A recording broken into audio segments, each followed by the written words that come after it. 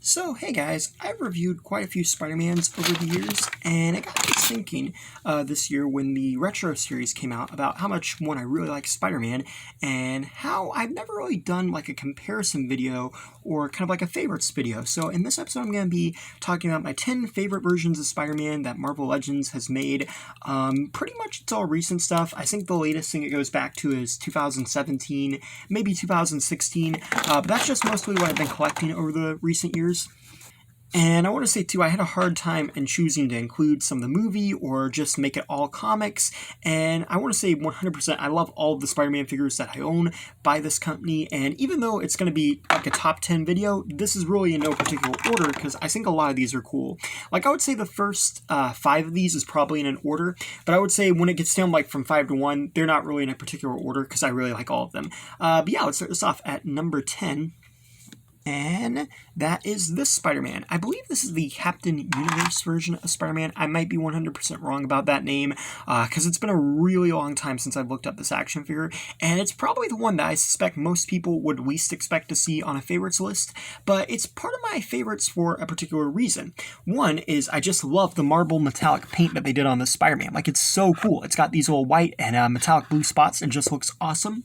And number 2, part of the reason why I like collecting certain action figures is because to me there's certain ones that are just so obscure they'll never really be made again, which kind of makes them cool to own. Like I don't like to buy like say like, you know, the certain characters that just keep getting remade, like Wolverine for instance. Like they keep making so many versions of that blue and yellow Wolverine, which is cool, but it kind of like makes it, in my opinion, less cool considering it gets made so much. So that's why I kind of like this one, because it's very obscure. And I believe this action figure came with a generic Captain Universe head, so you could have like a different host other than Spider-Man. And I think it also came with a future Peter Parker head, but it's got about the same articulation as most of the other Spider-Mans. Again, might not be Captain Universe, but I believe it is. But I just like how it's kind of like its own thing, and kind of like a good chance we might not ever see this again.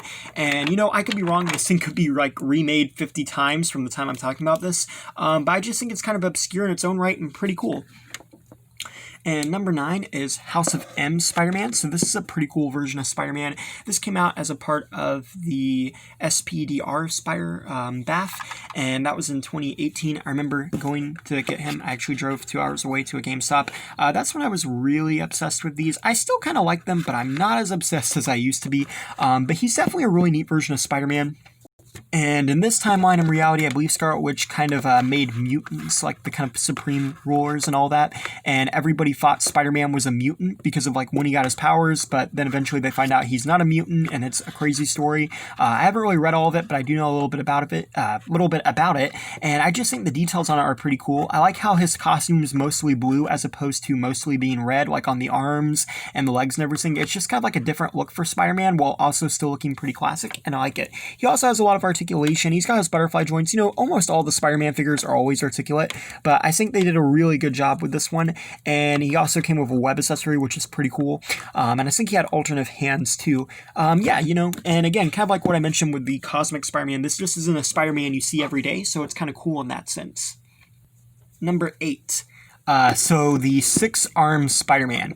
And I want to say, aesthetically, I love the design of this Spider-Man. I love this suit. He's got this molded webbing. I believe this was the Amazing Spider-Man 2 Spider-Man, just remade. But the design on this Spider-Man suit and all just looks amazing. It really looks like the 1994 suit to me for some reason from the animated show. And I love that cartoon. But for some reason, it just reminds me so much of that. And I don't know if it really does look like that, because when you think about it, it kind of does, kind of doesn't. But it looks good regardless. And it's pretty cool. And then the idea of him having 6 arms, I mean, obviously, again, you know, it's a one-time thing. And that's become something again, like I said, I like more and more. Just things that just don't really kind of show up as much. Things that are kind of obscure. And I really like the idea of this. I mean, I'm going to be honest, the 6 arms are a little weird. And I wish we could get this Spider-Man in this suit, in this color, and exact same Spider-Man without the 6 arms. But regardless, it is kind of cool. And you also get the kind of bonus articulation of having 6 arms. It's just a very weird Spider-Man and a very obscure one in itself. And here we have number 7, which is the Symbiote Spider-Man that we've seen. The black suit Spider-Man, the alien costume. Now, this Spider-Man has been made by quite a few different toy companies over the years. It's one of the most common versions of Spider-Man we've seen. This particular one was a part of the Sandman Build-A-Figure wave when I purchased it.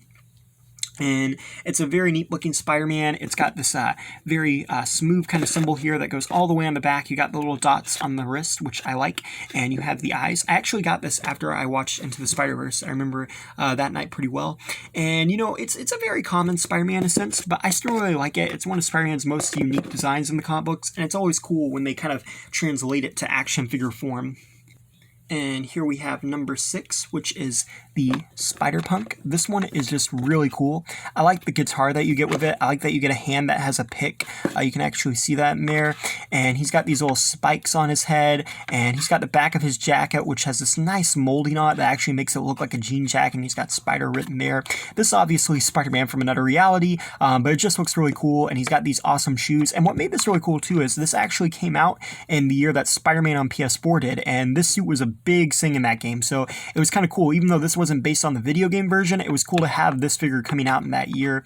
And he's got a nice little assortment of buttons and spikes on the jacket too. It's just, you know, a really unique and really cool looking version of Spidey. I feel like this one's probably going to be made a couple times in the future just because so many people like it. But regardless of it getting made or not getting made, it's just an all-around well action figure, and I think they did a pretty cool job with it.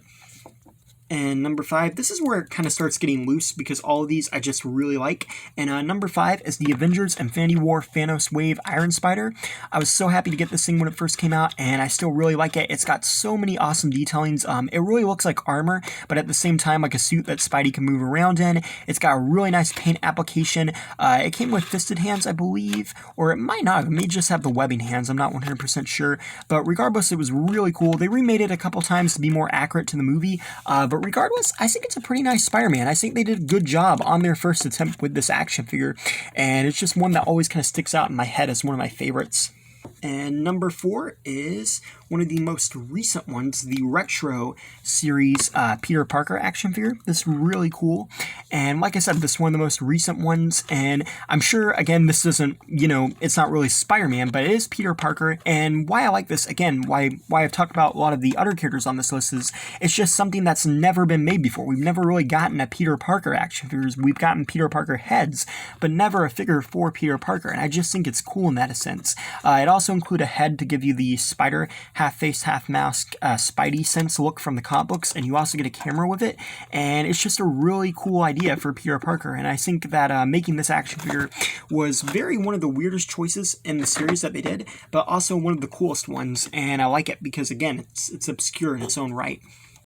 And here we have number 3, which is the PS4 Advanced Suit Spider-Man. This was really cool. I remember when this came out. It was a GameStop exclusive, I believe, and it was just really neat. You know, it has a nice paint job. I remember playing the game when it came out. It was a great game, and the designs for this is really cool. You got the spider symbol that goes on the back. I like the white spider symbol. You got the white on the gloves, too.